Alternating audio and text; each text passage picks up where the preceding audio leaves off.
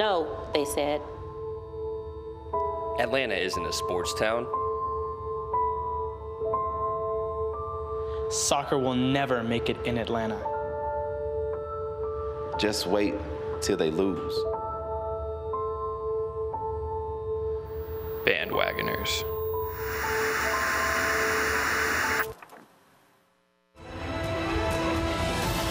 Relentless. Gritty. Passionate. Records broken. Sold out stadiums. Unwavering in defeat. Standing together. Loud and proud. I've watched football all over the world. This beats anything I've witnessed. South's got something to say.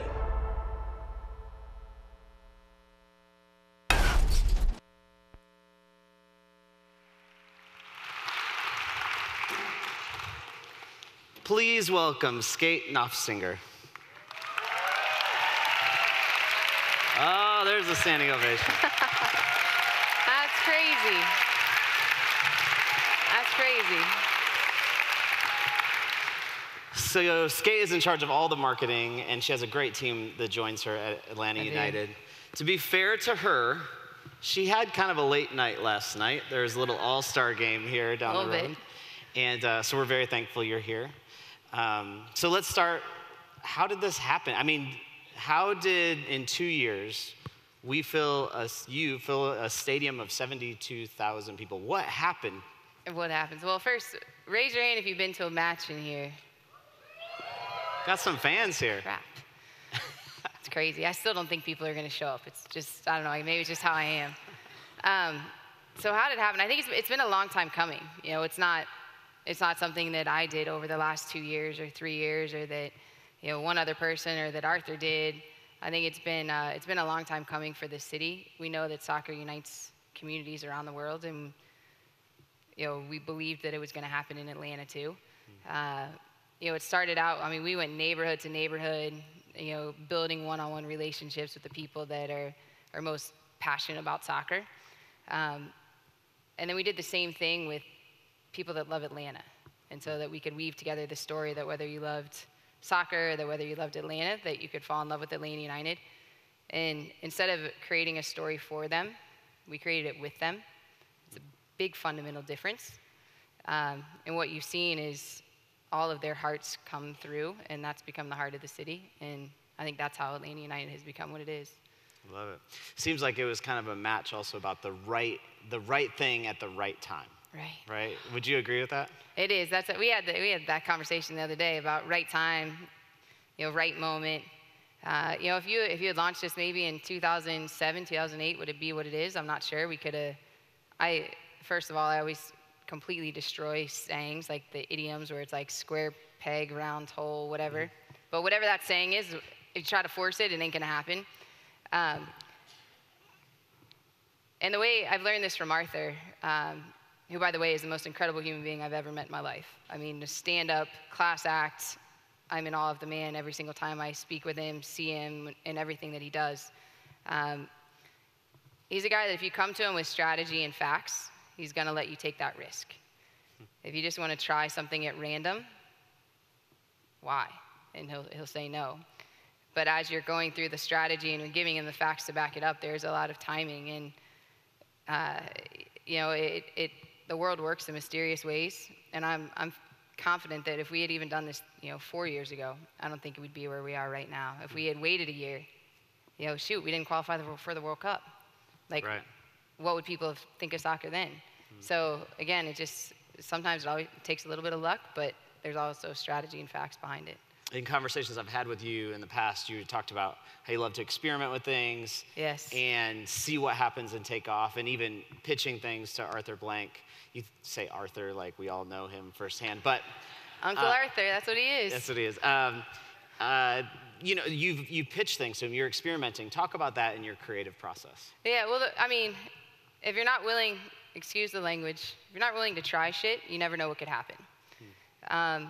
And for us, you know, we like to experiment, but if the outcome results in us gaining insights of something that we really actually want to try, then we'll try it. But it can't be at random. You can't just do things on a whim. There has to be a purpose. And for Atlanta United, the purpose is to unite and entertain the city through sport. I have an internal rule with my team it's the rule of 7%. So everything that we do has to move the needle 7%. So whether it's a flags out or whether it's a digital content, it's a great picture, by the way. Or, it has to move the needle 7%, because if you just go do some one-off thing, it might be really cool for a minute or 30 seconds, but what does that actually do for your brand? What does it do for the community? What does it do for the stakeholders? So again, the big rule is don't be random. It's got to have a purpose, and then does it move the needle 7%? You mentioned the flag out. Yes. If people don't know what that is, explain that. Did you think it would be as successful as it was? I hoped it would be. So Atlanta United, I'm not from Atlanta. I moved here, and I remember when I came down for my interview, I drove around the city. First thing I did was drive downtown to see if we were actually building a stadium, and they were, so that was a good thing. But as I drove around, I started seeing, then I had to drive to Flowery Branch for the actual interview, because that's where that was, and it was like, wait a minute, I'm coming to Atlanta United, I'm going all the way out there. This doesn't make sense. Yeah. But as I was driving around, I started seeing like flags, whether you were in Inman Park or it was like Lake Claire, or you were wherever you were seeing flags. And so for me, not being from here, I would see the flag, and it really showed me, okay, these people have it's neighborhoods, street to street. People are passionate about where they live. And so if we're creating a culture that we want, it's so cool that everyone wants to be a part of and can be, you have to start identifying these symbols, that mean something to people. And so flags, we started, the first time we ever did it, I don't know if anybody in this room took part in it, but it was, God, I get my years all mixed up, but 2016. It's only been 2 years. There was 2 years ago, then there was last year, and then 72,000 people. That's how it went. I am in so much trouble. So you started with it, right? I think it was 2016, yeah. Okay, 2016. It was probably 2000, I really don't know. 2016, we'll go with that. June 2016, it was Flag Day. Okay. And I saw, I guess we were back in March, and I'm, kind of planning out the calendar, because it was almost, you were drinking from a fire hose initially. Yeah. Guys, we got to stake our claim. We got to, what is a symbol? Like I said, that, I'm going to deviate real quick, but what's his name? Joseph Campbell, I think is his name. He's always said, every story is the same story. And what he means by that is everything has a hero, everything has symbols, everything has amulets.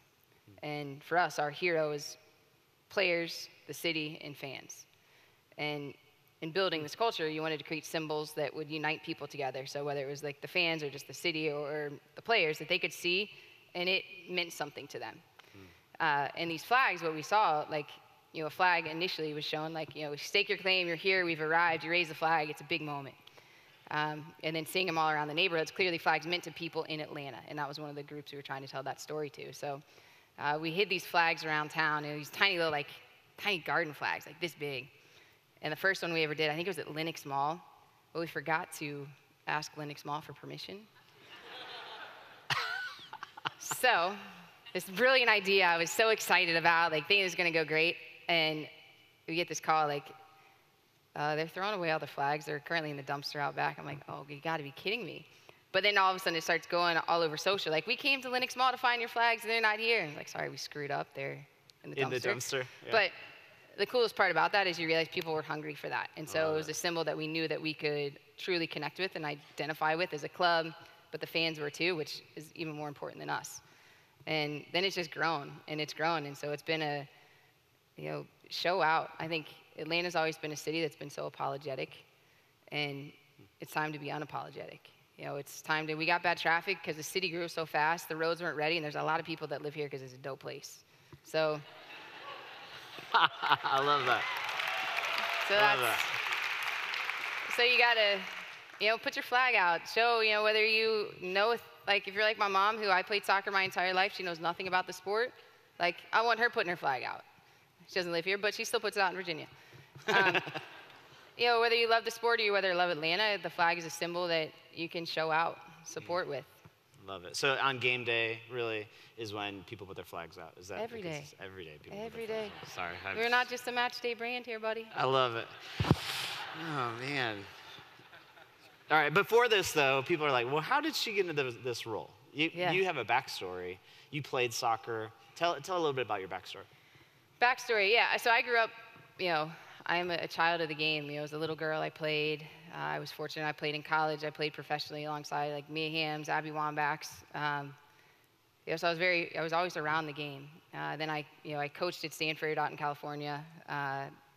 Coached U.S. youth national teams, and I was actually still playing and doing some of that at the same time, and I broke my neck. And it was this. I'd gone 25 years of my life with never tore an ACL, never really messed up an ankle, and then it was done. And it was like a little part of me, it was like this massive fear that came out of who am I beyond the game and what do I stand for? And I didn't know. And I stopped coaching, I stopped playing, went and started working for a venture capital firm and worked in the mobile advertising industry right when it was first starting up, and it was the most boring thing I've ever done in my life. Sorry if anyone's in that, but it could be for you, it's not for me. Was making a bunch of money, Silicon Valley startup, but I hated it and there was no passion there. And I ended up taking a short stint a couple years, over to South Africa, Mozambique, starting a nonprofit, and then realized I'm really good at building things. And I'm really good at, taking lots of different pieces of the puzzle and putting them all together and creating something that people can connect with.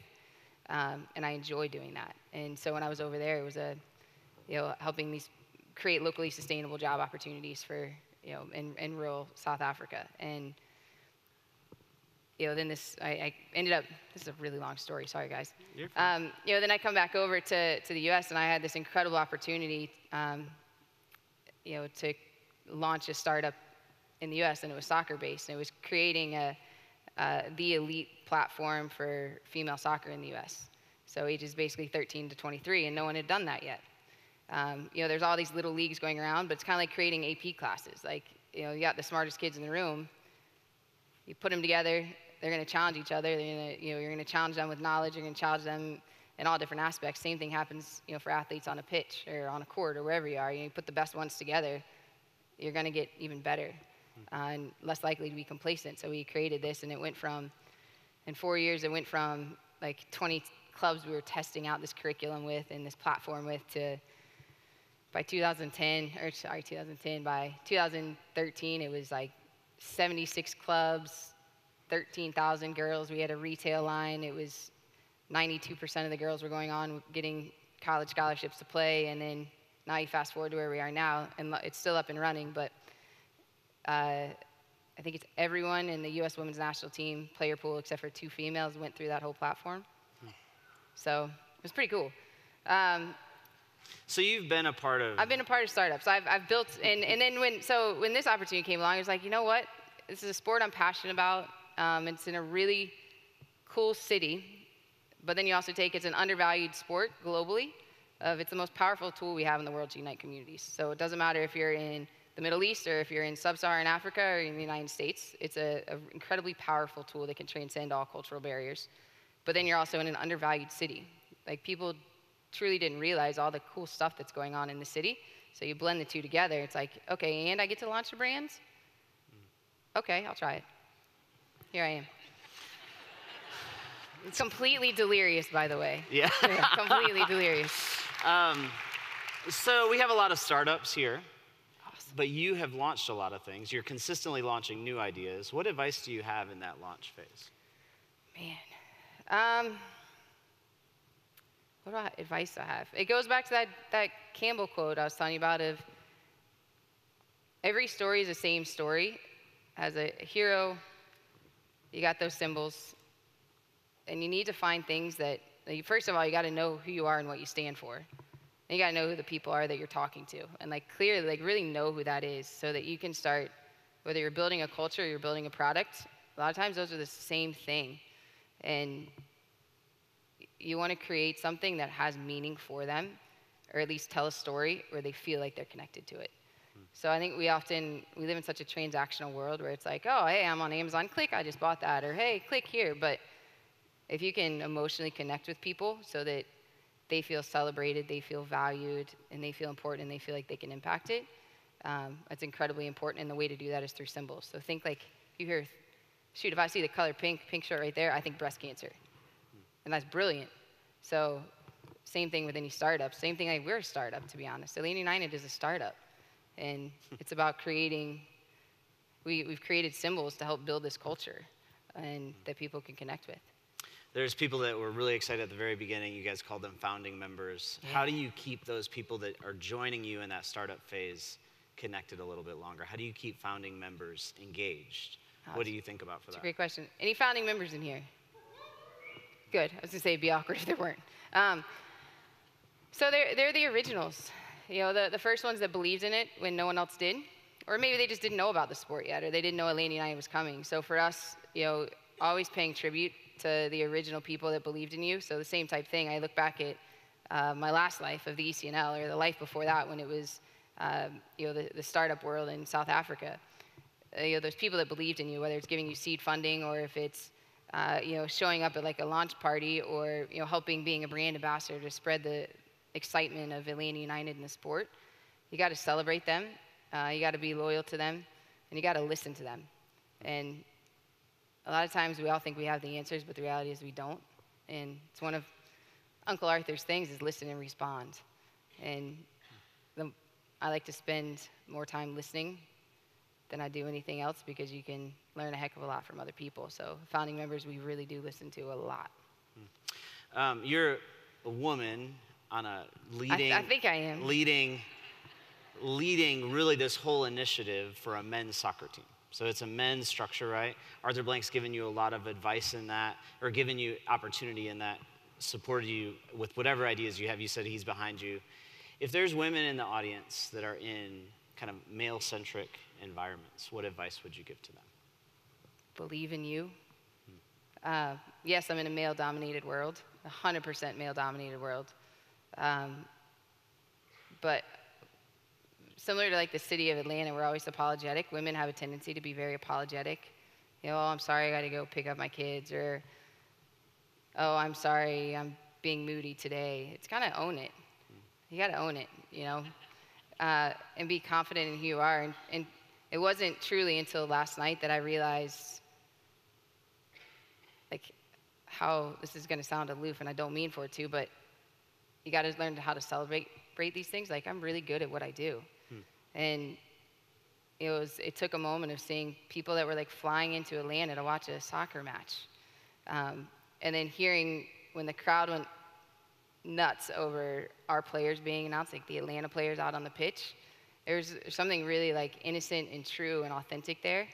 And women, we downplay ourselves, or we give credit to someone else. And you got to learn how to own it, but in an unassuming way, and be proud of who you are and what you stand for. Love it. What does Atlanta United look like in 10 years? Oh. Considering I couldn't even remember 2016, I'm in serious trouble here. It's the best club in the world. Love it.